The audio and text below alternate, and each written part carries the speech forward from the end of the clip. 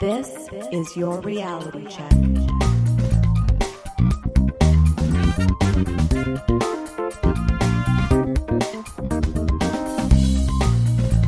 Welcome to The Reality Check, the weekly Canadian show that explores a wide range of controversies and curiosities using science and critical thinking. Today is, well, who knows what day it is anymore, but I think it's March 29th. I'm producer Pat, and with me is Cristina Roach. Hey, everyone. As with the last couple of weeks, we are bringing you segments by the panel individually, given the current situation, until we can get back to our regular format. Before that, I wanted to mention a couple of resources for people who have teens at home during this period of lockdown. The first is a crossover show we at TRC do with Dr. Stuart Robbins called 5 Minutes with an Astronomer. Each episode, we tackle one topic and challenge Stu to explain in 5 minutes or less. Or 5 minutes-ish. Yeah, well, that's the running joke on the show. Most topics probably take about 10 minutes. So we have over 50 episodes up, and we try to make it accessible for high schoolers. The second is a new podcast called The Big Melt. It's a show about climate change intended for teens. I mentioned the show because I think it's a well-done resource, but also because I was a guest on episode 6 talking about why the truth matters. Yeah, we'll add a link in our show notes to The Big Melt. Yeah, I'll add links to both. Okay, on with today's show. This week we have 3 interesting segments for you. Darren talks to us about the naming of COVID-19. Adam looks into the science of the movie Sonic the Hedgehog. But first, Cristina, are people making their own hand sanitizer? And if so, should they be? I'm certain many of you would love a reprieve from COVID-19 related news, but I really had to cover this, and you'll understand why shortly, so bear with me. There have been a few news stories about people who stockpiled hand sanitizer at the beginning of the pandemic, hoping to sell it for a big profit once stores sold out. Thankfully, some U.S. states are stepping up to enforce price gouging laws, and here in Ontario, Premier Ford was furious after hearing that Pusateri's Fine Foods, which is a shishi grocery store, for lack of a better term, in the Toronto area, and that they were selling a container of Lysol wipes for $30. Wow. They apologized for this, of course, later. He announced some really stiff penalties a couple of days ago, which is great. As CBC News reported, under Ontario state of emergency legislation, Premier Ford and his government have the power to prohibit charging unconscionable prices in respect of necessary goods, services, and resources. Okay, so this is where TRC comes in. As a result of the shortage, there has been a proliferation of homemade hand sanitizer recipes and tutorials pop up online. Facebook, Reddit have posts suggesting using witch hazel, tea tree oil, or even vodka to make your own. Now, as people's anxiety mounts and stores struggle to keep up with demand of commercial hand sanitizer, DIY hand sanitizer may sound like a great idea. Except that it is not. As CBC's Elizabeth Thompson reports, along with the increase of dubious sanitizer recipes, there has been an increase in alarmed experts, warning us that not only are most of these homemade concoctions ineffective, they can actually be harmful. Let's be clear and reiterate something that should be reassuring. The best way to kill the COVID-19 virus from your hands is to use soap and water, and washing thoroughly for at least 20 seconds. And when you can't use soap and water, then hand sanitizer is a good backup. But not all hand sanitizer is made the same. According to the CDC, in order for hand sanitizer to be effective, it must have at least 60% alcohol content. If not, you're wasting your time and worse, probably creating a false sense of security. Dr. Alison Kelvin, assistant professor at Dalhousie University's Department of Microbiology and Immunology, tells CBC there are no legit studies backing up any notion that tea tree oil, witch hazel, can render a virus like COVID-19 inactive. Wouldn't that be awesome? And wouldn't we also be using it? Right, exactly. Yet a YouTube video promoting one such DIY recipe has over 1.8 million views at the time the article was written. And if for a moment you thought, oh, what about vodka? Hold up. Vodka isn't strong enough either. As Sarah Mitroff reports in CNET, quote, most liquors mixed with water. So if you mix an 80 proof vodka, which is the standard proof, with aloe, you'll have hand sanitizer that contains less than 40% alcohol. I'm sure most people know this, but 80 proof means 40%. Less than the ideal 60% Sure, and above course, yeah. is the point, I guess. She actually mentions that when someone tweeted a recipe using Tito's vodka, which is a vodka that I like, the company responded saying, don't do that. You would need a very high proof liquor to get the right concentration of alcohol by volume, and in order to accurately measure the concentration to ensure it is effective at killing germs and safe, you'd need an alcoholometer, which is a specialized type of hydrometer. Now, the World Health Organization has an official guide with instructions for the local production of hand sanitizer on its website. In short, the recommendation is to use ethanol with a concentration of 96% or isopropyl alcohol with a 99.8% concentration. But these guidelines are intended for medical professionals and for people who don't have access to clean water or medical-grade products. Now, a big hazard for anyone thinking they can just whip this up at home is 99% alcohol. Why, Pat? Because it's very dangerous and flammable? Yes, it's very flammable. Not to mention making a homemade sanitizer with highly concentrated alcohol can be toxic to your skin. As Dr. Kelvin says, quote, you don't want anyone making up their homemade hand sanitizers that might have a component that's going to lead to some kind of toxic reaction on their hands. We don't need any more people in the hospitals right now. Now, to this point, you've probably noticed when buying store-bought sanitizers, they include emollients that are added to counteract the harshness of the alcohol on your skin. Now, CBC spoke to Ada McPheen. She's a science communicator at McGill University's Office for Science and Society, and says, if you're just using alcohol and not adding anything like aloe vera, you could dry out your skin to the point that it starts cracking, even on the microscopic level, adding that the novel coronavirus could hide in those cracks. Oh. Ooh, I got the heebie-jeebies when I read that. And if you're like me and you're washing your hands a lot, like my hands are cracking as is. Mm-hmm. Okay, so if you think just adding aloe vera, just throwing some essential oils in there is going to cut it, no, you're going to risk severe allergic reactions depending on what you're using. And making this stuff at home, you don't have the resources that manufacturers do in order to test and standardize the quality of any product. But Danielle Paker, who is an assistant professor of public health at the University of California, Irvine, told CNN, I worry about people making their own sanitizer as it will be difficult to make sure that the concentrations are correct. As I said earlier, it should be reassuring that soap and water is our best defense right now. Now, here in Canada, I know that we're lifting some restrictions so that they can get more out. Is that something that we need to be worried about? You are correct that Health Canada, because of the shortage, is temporarily allowing for the sale of some products that don't meet some of the requirements, but it's not something we really need to worry about, Pat. These requirements are things such as licensing and bilingual labeling. Health Canada is certainly not authorizing products that are going to cause you harm. So you could feel reasonably assured that you're going to be okay if you're using some sort of commercial product, assuming you can find it anyway. Well, Health Canada has those products listed on their website as well.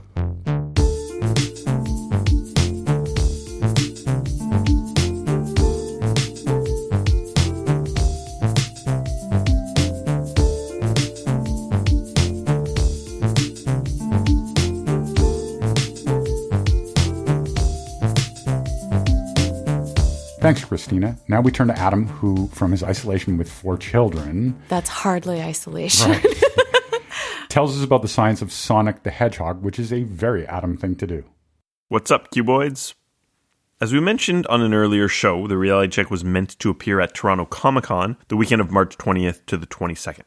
So I had this idea for a segment which I was sitting on for this convention in particular. This was the science of the Sonic the Hedgehog movie. Sadly, due to increasing concerns over COVID-19, this convention was cancelled. Now that I don't have to sit on that segment anymore, I figured this would be a good time to present it because, frankly, it's the only segment I had in mind that wasn't about this pandemic, which I'm a little tired of hearing about, and I was hoping that maybe the audience would feel the same way. So, Sonic the Hedgehog is a silly movie. It's a kid's movie, and it's a video game movie. That said, it's not actually bad. The science isn't great, but the movie itself I quite enjoyed. Science fiction movies generally get a lot of grief for their science, and meanwhile, movies like anything with a superhero will get a pass, and I think it's only fair to look at everything with a critical eye and treat things the same way somewhat. So I'll present a few things which I thought were obviously problems, things that jumped out to me while I was watching the movie. I'm obviously a somewhat nitpicky viewer, but maybe this is the kind of thing that other people might have picked up on too. Now, first off is something that we see in the original trailer, and that's the original Ugly Sonic trailer, where Sonic has like these weird teeth and he looks almost like an alien more than the actual Sonic that people know. And basically in this scene, we see James Marsden's character, Tom, he's a police officer, sitting in his car with a radar gun, and he's checking for cars. He's pointing the gun down the street when he's checking for cars, but then he kind of points it towards the street, perpendicular. Sonic zooms past him so fast that he doesn't even see him, but his radar gun registers an object moving at 760 miles per hour. Now, this might be a different number in the actual final version of the film. I just don't recall because I saw it once in theaters. I didn't have the video to reference for this segment. So what's the problem here? Well, that's not really how radar guns work. They use a Doppler shift to estimate the speed of the vehicle they're pointing at by measuring slight changes in the frequency of the reflected radar signal. Now, this is the difference in speed between the radar gun, in this case a stationary radar gun, and the moving object, in this case, Sonic the Hedgehog. But a radar gun needs to be pointing at either an approaching vehicle or a vehicle that is moving further away. Any angle above 10 degrees between the radar gun's direction and the movement of the vehicle will create a problem where the registered speed will be lower than it actually is, not higher. So with Tom's gun pointed perpendicular to the road, there should be almost no Doppler shift between his gun and Sonic, who is also moving perpendicular to the direction that the gun is pointing in. One might argue that Sonic is moving so fast that the speed registered is actually a fraction of his true speed, but I don't think this is what the movie was trying to demonstrate. Since they're almost perpendicular to each other, this should be registering pretty much no change in speed, even for a somewhat fast-moving object. Now, next is the EMP. Now again, this is shown in the first Ugly Sonic trailer where Sonic runs so fast that he produces an EMP which knocks out power across a good portion of the United States. In the trailer, he's just running on a road, but in the actual film, he's running fast in circles around a baseball diamond, but those specifics don't really matter for the point I'm trying to make. A humorous analysis of the scene that I saw online states that by knocking out the power in the Pacific Northwest, the region that's shown in the trailer, he would kill 491 babies due to the number of newborns requiring care in a neonatal unit, population numbers for the Pacific Northwest, and things like that. Now, these specific numbers are questionable because perhaps not all newborns which actually do have neonatal care would actually die without them, but the idea seems plausible that he would have killed at least some babies. But in the film, the effect of the EMP is much more localized, knocking out power only in a small town with, I think it was about 150 people, so that wouldn't really be relevant. But the issue really is that if it was an actual EMP, it would be more than just a power failure. It could actually severely damage electronics, which aren't hardened and have power going through them. Now, it depends on the strength of the actual pulse. In the film, the pulse seems significant, but it isn't just about sort of knocking out power, but erasing data on magnetic tapes, erasing hard drives, as well as damaging many integrated circuits and other devices, especially those that have power running through them. But in the film, it seems more like just the power gets knocked out. So Dr. Robotnik tries to reproduce the pulse in his lab, knocks out the power, and he just kind of flips a fuse back on, and then everything's all fine. No problems at all. Now, the next issue I had is Sonic's super speed. This is kind of the point of Sonic. Gotta go fast, as they say. So we'll just sort of accept that he is like the Flash, and he has a sort of super speed. We won't try to get into the biology of this. So maybe he should be creating sonic booms and burning up due to friction with the air, but whatever. That's what it is. That's what Sonic does. He goes very fast. My specific issue is with gravity. Now, in a number of scenes where Sonic is moving at super speeds, the effect is done by essentially freezing the world around him so that we, the observer, see Sonic appear to be moving at normal speed. So this is something similar to what was done with Quicksilver in some of the X-Men films. So Sonic doesn't have a magic power to slow down the world and freeze time, but rather he's just moving very, very fast, and this is how he perceives the world around him. He should still be affected by normal gravity, which on Earth is 9.8 meters per second squared, or 9.8 meters per second per second. From what we see, the gravity appears to be acting as if he was moving at a normal speed, although everything else is slowed to the point of almost not moving at all. So in both the bar scene where he runs around beating up and playing pranks on a bunch of patrons, and a scene in which missiles fly at him, we see him jumping from person to person or missile to missile, and there's a fairly normal arc to his jump, and the speed at which he falls seems to be normal based on the frame of reference of Sonic moving like a normal person. So he pushes off of something or someone, he moves up, and then he gradually moves back down. But if he's moving super fast, gravity doesn't have a super strong attraction on him. Everyone else, including missiles, are almost completely immobile, and so gravity should also have a negligible effect on him. If the missiles aren't being pulled to the ground within the seconds of the scene that we see, Sonic shouldn't be falling in the time we're seeing it either. Now, Sonic would probably be able to do these kind of pranks and do these kind of same effects, but he would need to be propelling himself from object to object, sort of like an astronaut in some sort of zero-G or near-zero-G environment, free-fall type of environment, just kind of kicking himself from object to object rather than jumping as if he was in normal gravity. Now, this makes me wonder, if the effect of Earth's gravity is so much less as Sonic moves super fast, then how is it that he can run as fast as he can? So he's got to be pushing off the ground to move himself forward, but every time he pushes off, he must be pushing himself up. So if he's really moving that fast, this should sort of just propel him right off the ground. Now, humans are able to run because between each stride, the Earth pulls us towards the Earth. If Sonic can run to the Pacific Ocean and back in moments, what's keeping his feet on the Earth during that time? So this makes me think of running on the moon, which is about 1/6 Earth's gravity. Sonic takes much more than 6 steps for every human step in his running speed, so it's not a perfect example, but it gives us a general idea. Now, despite the problems of running on the moon in a spacesuit, it seems that running on the moon wouldn't be as hard as one might think. NASA actually did a study in which participants ran on a treadmill on a plane which did a parabolic flight, though they were just wearing normal clothes when they were doing this. It turned out that the participants ran much quicker than they expected. Not as quick as they would have on Earth, but much closer to that speed than they originally anticipated. The exact reason isn't known, but it might have something to do with the way the arms are swung in a counter motion that has a small effect on Earth, but a much larger effect in lower gravity. I don't think that this would account for Sonic's super speed, but just to give an example, I thought that was an interesting little story.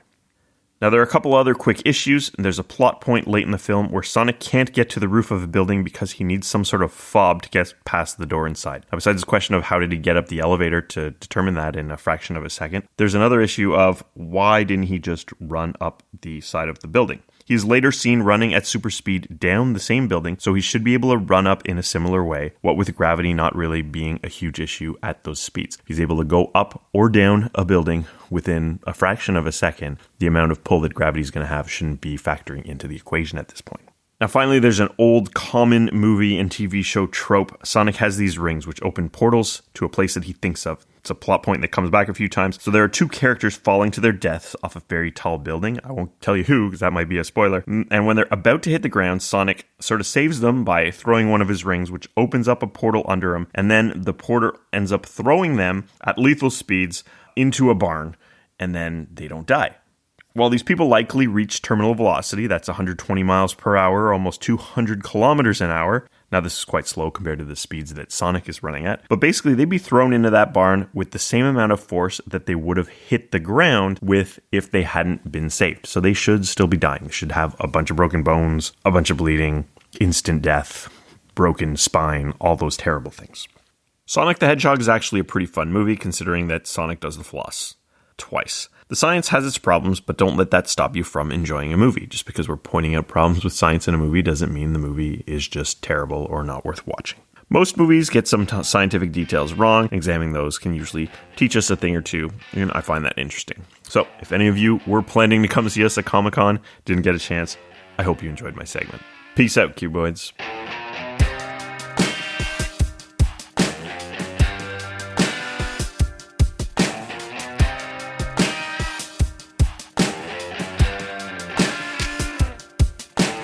Thanks, Adam. I know both he and Darren in particular were disappointed that the Toronto Comicon had to be cancelled.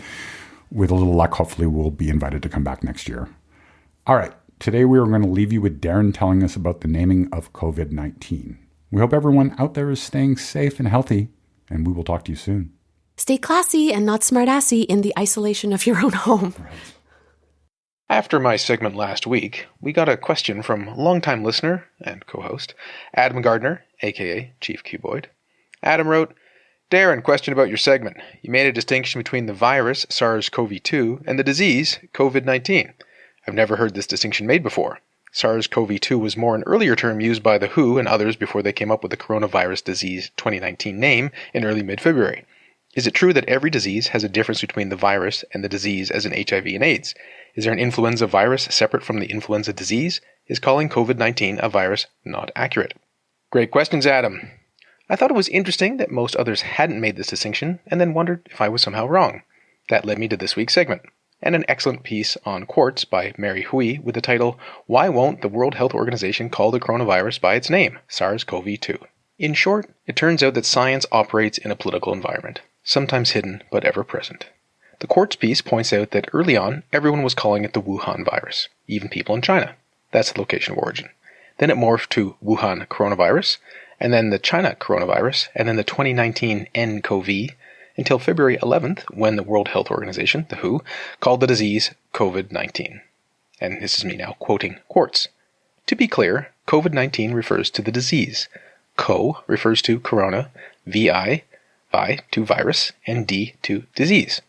The virus that causes the disease is SARS-CoV-2, which is named by the International Committee on Taxonomy of Viruses, the good old ICTV.